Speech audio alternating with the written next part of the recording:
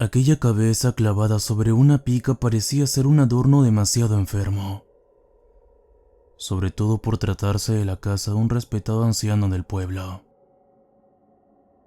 Pasaron meses para que yo me atreviera a preguntar por qué la conservaba.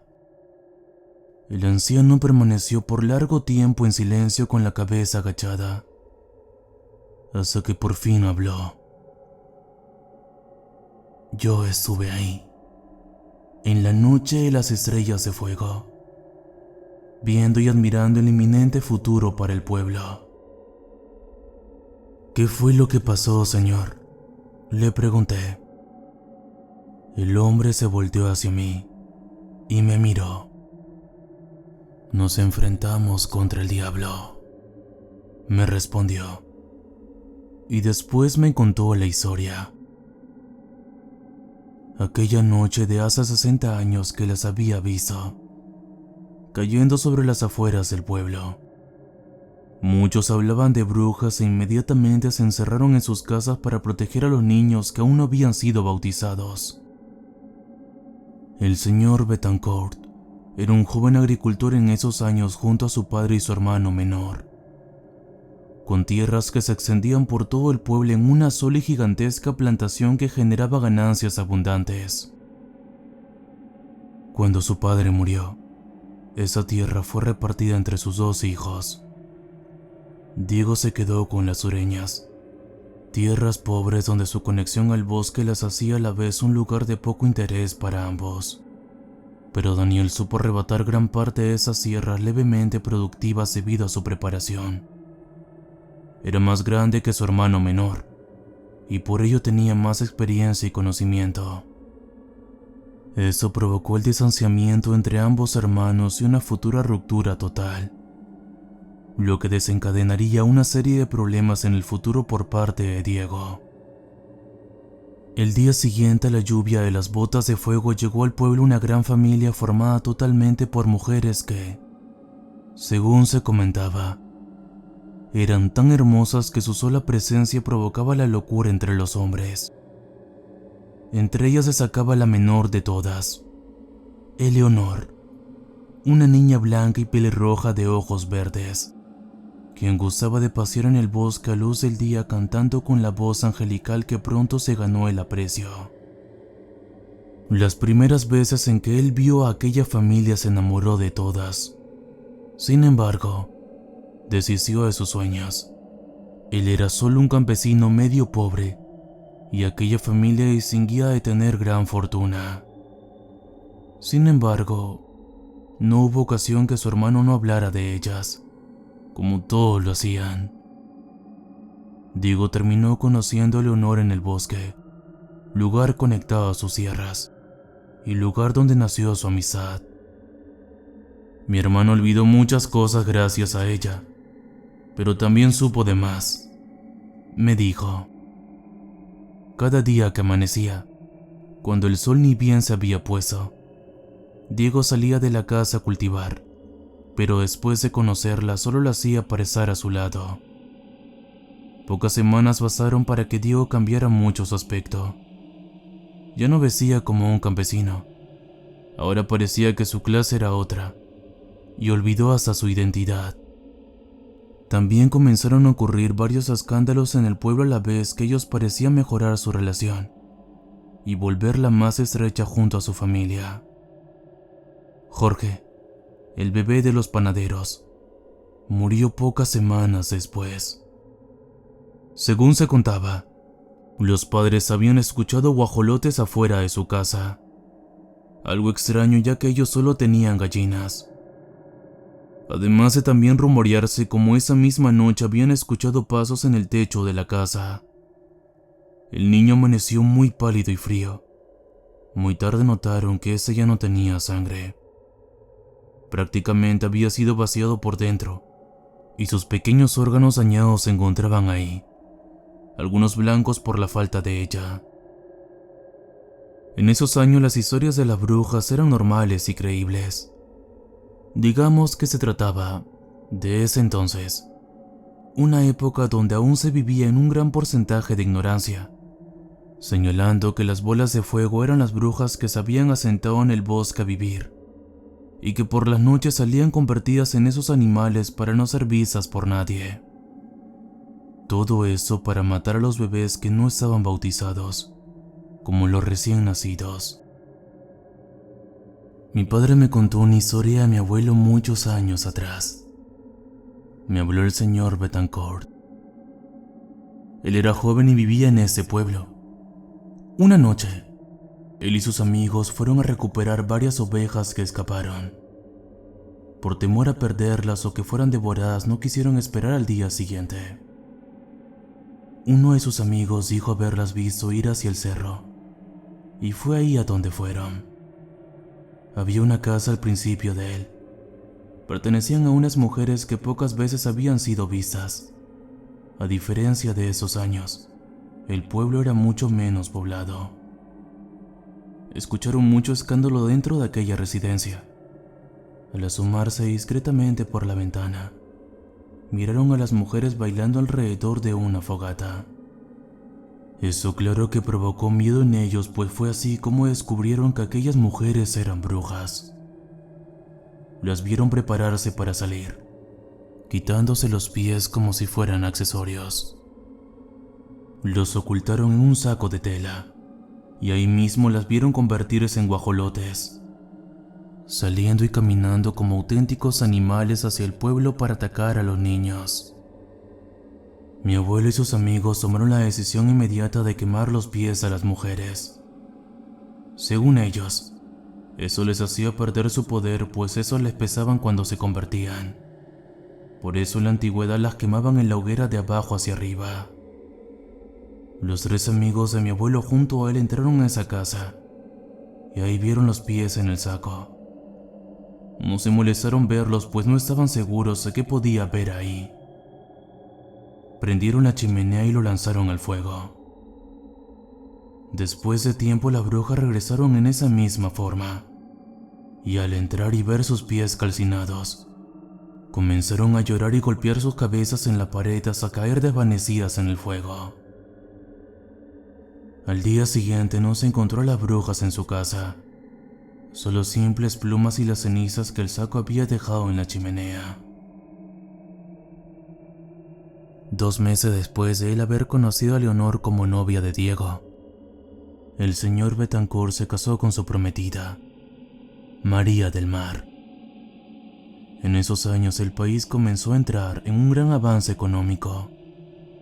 La intervención en la Segunda Guerra Mundial y la venta de materias primas esenciales a Estados Unidos empujó la economía de toda la nación, haciéndose mejor pagadas las cosechas y con ello mejorando el estilo de vida de todos los habitantes del pueblo. Ese comenzó a crecer demográficamente.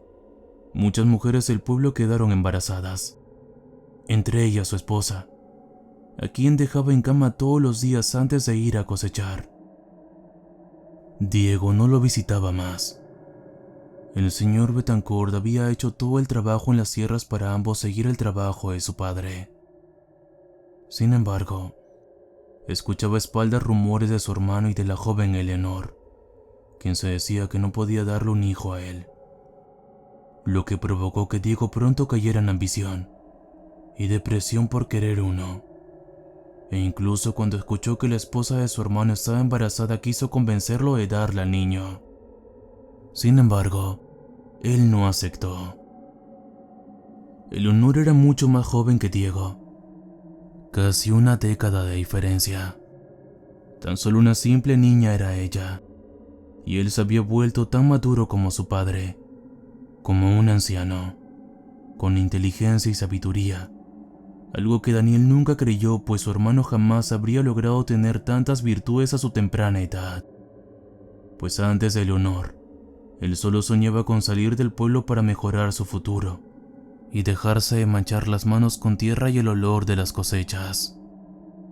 Pero ahora parecía más interesado en quedarse, sobre todo cuando los embarazos aumentaron.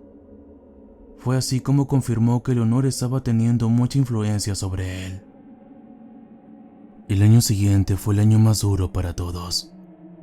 Los bebés nacían, y sus llantos por la mañana se volvían el despertador de los pueblerinos, incluido lo del señor Betancourt. Sin embargo, el alza de decesos aumentó también meses después. La historia del hijo de los panaderos recorría nuevamente los rumores de brujas, cosa que aumentó el pánico entre los habitantes. Usaban medallones, crucifijos y tijeras debajo de las almohadas de los bebés, sin contar que por la noche no se separaban de ellos. Pero cada día una tragedia asolaba al pueblo. Ya en ese tiempo el señor Betancourt había perdido cualquier relación con su hermano, quien parecía estar bajo control de Leonor totalmente. ¿Cómo era posible que un hombre fuera controlado por una niña? ¿Su familia tendría que ver en algo? Fue como comencé a darme cuenta de muchas cosas a raíz de lo que había pasado a mi hermano. Supe que Leonor era responsable y que ocultaba un secreto. Sabía que mi hermano era víctima de aquella mujer siniestra y de su familia. ¿Qué necesidad tenían una niña de hijos? Jamás imaginó que Leonor fuera una bruja, ni ella ni su familia. En las historias y cuentos populares las brujas son descritas con aspecto demoníaco, no angelical. Sin embargo, no descartó que ella fuera una hechicera, y teniendo en cuenta la desesperación de su hermano por un hijo, comenzó a sospechar y temer por el pequeño Martín, quien cada mañana amanecía con un crucifijo bañado en agua bendita colando al cuello, siempre en brazos de su madre y protegido por los perros de casa. Las brujas no podían acercarse a ellos, era peligroso para ellas, me dijo el anciano, pero esos seres eran más inteligentes de lo que imaginamos. O quizás nosotros éramos más ignorantes de lo que pensábamos. La familia Leonor no se destacó desde su llegada por ser gente sociable. Al parecer solo ella era quien tenía contacto en el pueblo. Pero más temprano que tarde comenzaron a mostrarse en público. Se robaban la mirada de todos los hombres, provocando así los celos de las mujeres e incluso las hermanas mayores comenzaban a cortejar a nuestros jóvenes de la edad de Leonor. Eran conocidas por su amabilidad, tenían fama de pagar favores de buena manera, pagos generosos como gran cantidad de dinero, razón por la cual terminaron ganándose la confianza de los hombres y muy pronto de algunas mujeres necesitadas. Los días se hacían más oscuros con el tiempo. Las tragedias aumentaban. Ya no solo eran bebés, sino que eran esos jóvenes. Se recomendó varias veces por parte de la iglesia proteger las casas rociando agua bendita en todo su alrededor, y a los jóvenes siempre salir con compañía de sus madres y protección religiosa. La plata aumentó su valor en esos momentos para hacer crucifijos con ellos. Los colgaban en cuellos y siempre cargaban una botella de agua bendita. Nadie jamás desconfió de aquella familia. Quizás solo él sospechaba que su hermano era controlado por Eleonor. Sin embargo, no tenía las pruebas para confirmarlo.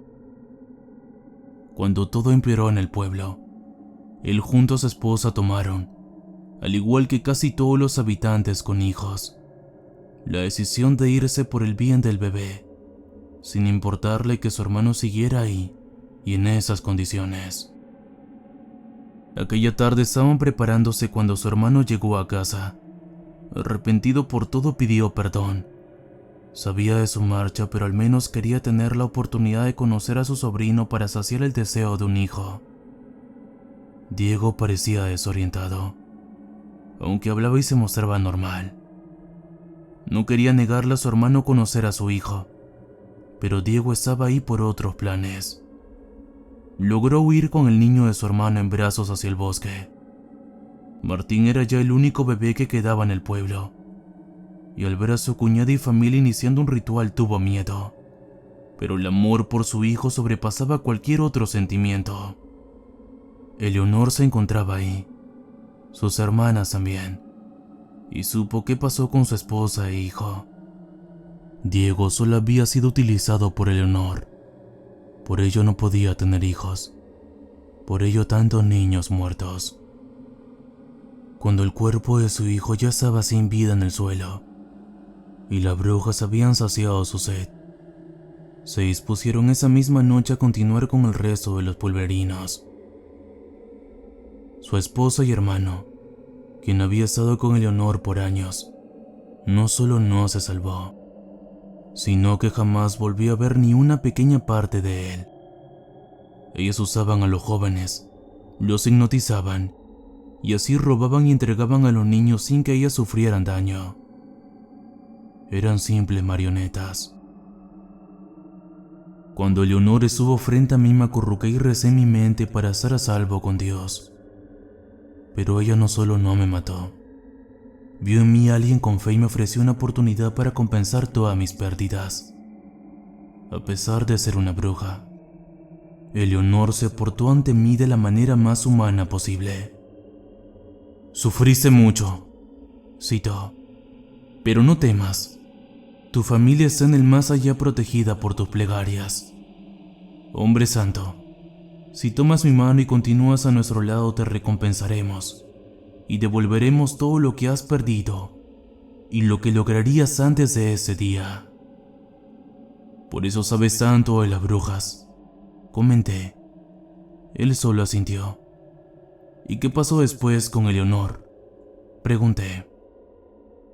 «Un día simplemente desaparecieron, cuando no hubo más bebés para saciarse, aunque aún quedaba mucho por hacer», me respondió. Los pueblos cercanos temían a toda su familia, temían a las brujas, pero sobre todo, temían a los hombres que no podían resistirse al engaño de las mujeres. Al estar hipnotizados y no ser esos seres diabólicos, las protecciones que los niños usaban para protegerse eran inútiles. No sabían diferenciar a alguien controlado por ellas y a alguien consciente. Los niños sufrieron el mismo destino que mi hijo. El señor Betancourt tomó el cráneo y la apreció. Tras varios minutos, habló. Era una niña. Los padres la ocultaban en el bosque del pueblo. La encontraron oliéndola por su suciedad. Así es como ellas tenían apetito. Si un bebé estaba limpio les daba asco. La guardo aquí para recordar. ¿Recordar?, pregunté confundido. El anciano levantó la vista y firmemente me respondió. El olor de la sangre de los infantes recorrer mi cara. El cómo las madres huían con sus hijos en brazos evadiendo algo inevitable. La forma en que se los arrebatábamos. Cómo ellas nos recompensaban por nuestros actos. Lo que se sentía sembrar el miedo junto a Eleonor y sus hermanas brujas. Entendí por qué Diego había sido manipulado tan fácilmente. El señor Betancourt me miró a los ojos con una frialdad que podía congelar almas. Se inclinó a mí y quedó tan cerca que sentía su respiración. A veces, las echo de menos.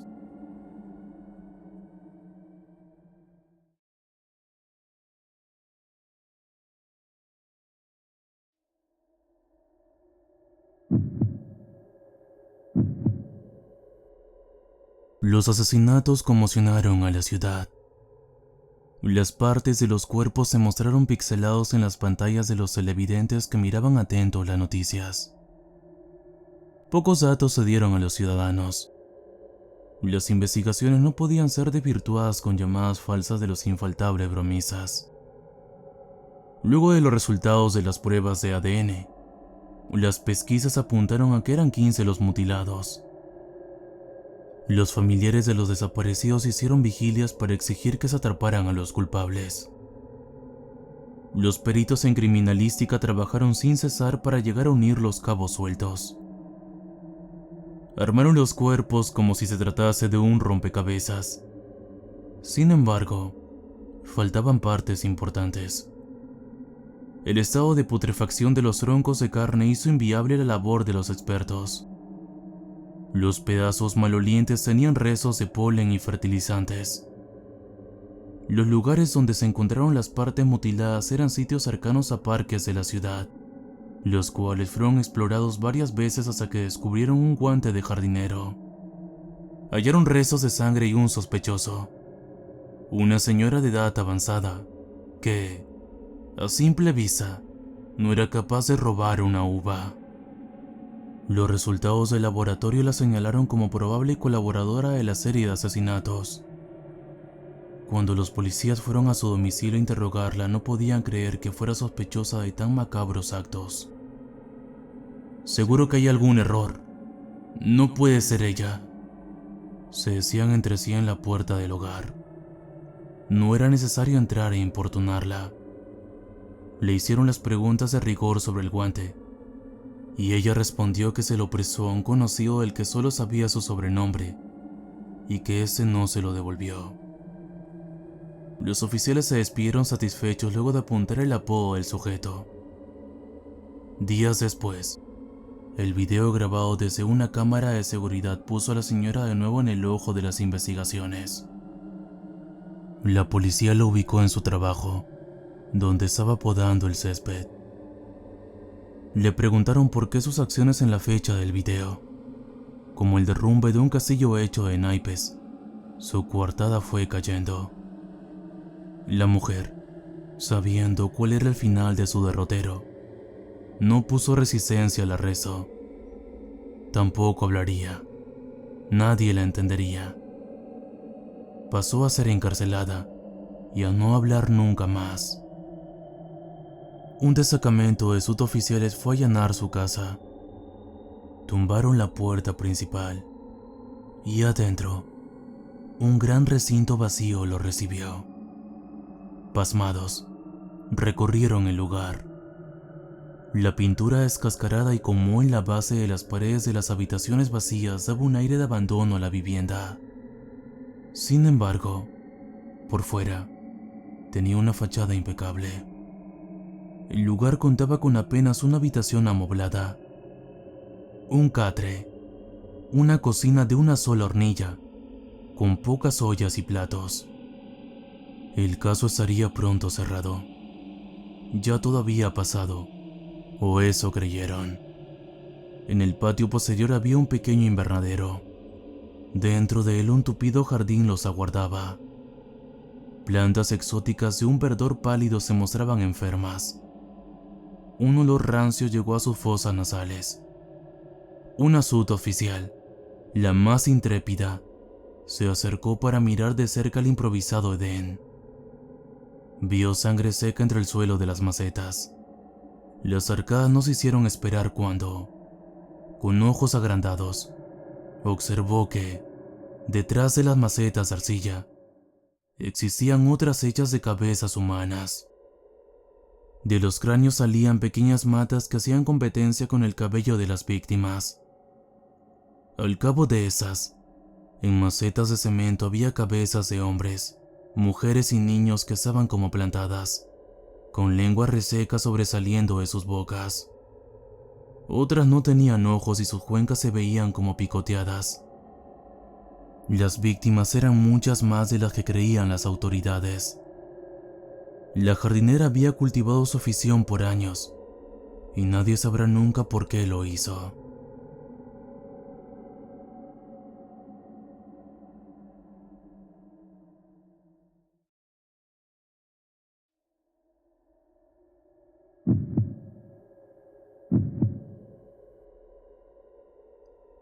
Me quedé ahí, esperándote, hasta mi último aliento.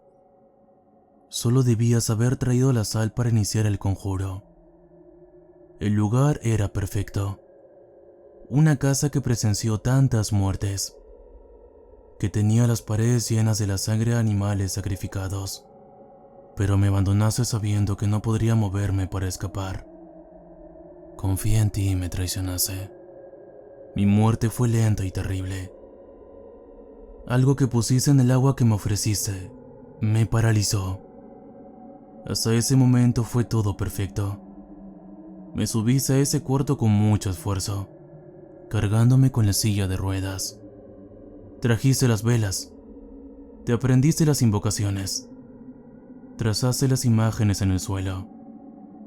Solo faltaba la sal, esa que dejaste en la puerta de la residencia. Tú ansiabas tanto ese hechizo maléfico para que la mujer de la cual estás muy enamorado se fijara en ti. Pusiste cuerpo y alma en llevarlo a cabo. Gastaste todos tus ahorros para comprar cada detalle que te pedí. Sabías que era el mejor brujo del pueblo, que de mí se decían cosas grandiosas, que solo yo podía ayudarte haciendo un fuerte amarre de amor para ti. Pero deshiciste a último minuto. Me echaste una trampa. ¿Cómo no pude presentirlo antes? Ahora mi alma no puede salir del lugar. Me toca penar cual espíritu atormentado, mientras me lamento por toda la eternidad no haberte engañado mejor. De alguna forma, descubriste que el sacrificio para la invocación satánica para recuperar la movilidad de mis piernas eras tú.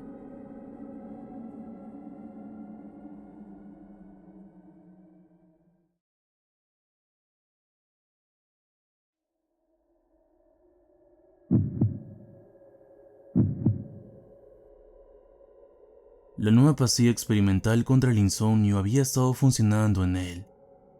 Pero esa noche, justo antes de dormir, un tenue sonido no lo dejaba conciliar el sueño, a pesar de que ya la había consumido, como todos los días. Se incorporó en la cama y con una linterna que siempre tenía a la mano, buscó el molesto bicho que, según él, era el causante de su desvelo. Buscó y rebuscó, por allí y por allá, entre sus almohadas y debajo de su cama, y no lo halló. No había escuchado antes ese tamborileo. Tomó una pastilla más a sabiendas de que no era aconsejable. Desde que disfrutó lo reconfortante que era dormir de un tirón, no iba a retroceder en su afán de ser como los demás que dormitan hasta en el bus. Logró dormirse. Cerró los párpados y, al minuto, abrió los ojos, y los rayos del sol entraban por su ventana. No entendió lo que pasó. Deambuló por las habitaciones de su casa. Estaba en la realidad, no era una alucinación. Salió a trabajar. No se sentía cansado, pero sí diferente. Al término de la jornada, un gran bocezo le destapó los oídos. Un sonidito de tambor comenzó cerca de sus orejas. Era muy parecido al de una víspera. Le irritaba, pues cada vez hacía más fuerte. Ya en casa, se puso el pijama y presuroso, tomó no una, sino 2 pastillas para el insomnio. Estuvo por varios minutos esperando dormir, echado en su cama, mas no llegaba el ansiado adormecimiento. El sonido de tambores cesó. Por fin, no contento con eso, pensó en tomarse una tercera pastilla si no conciliaba el sueño pronto. Esperó 1 hora dando vueltas en la cama. Se incorporó y paseó por su cuarto. Sintió sed y fue a la cocina. Bebió el agua y el sonidito se reanudó. Era en vano buscar algún bicho responsable. Regresó a su cuarto a tomar la tercera pastilla. Esperó sentado mirando la pantalla del móvil a que pasen 10 minutos mientras el sonido de tambores se hacía cada vez más fuerte. Una palmada que se dio en la cabeza le ayudó. El ruido repetitivo iba y venía en cada golpe. Se percató de que ese sonido era interno. Estaba dentro de él. Los manotazos que se daba a sí mismo eran gratificantes. Se golpeaba la nuca con el puño, fomentando la intensidad hasta que terminó dándose cabezazos contra la pared. Sentía que la somnolencia se acercaba y que, al fin, podría descansar. Para acelerar el trámite, retrocedió unos pasos y, con toda su fuerza, estrelló la frente contra el cemento. El sonido de tambor se esfumó. Su cuerpo desfallecido fue descubierto al día siguiente. Su rostro con los párpados abiertos y una grotesca sonrisa adornaba lo horripilante de su cráneo rajado. Pinceladas de sangre seca estaban esparcidas por su cara. De su boca salieron sus últimas palabras. «Pásame una pastilla que quiero dormir».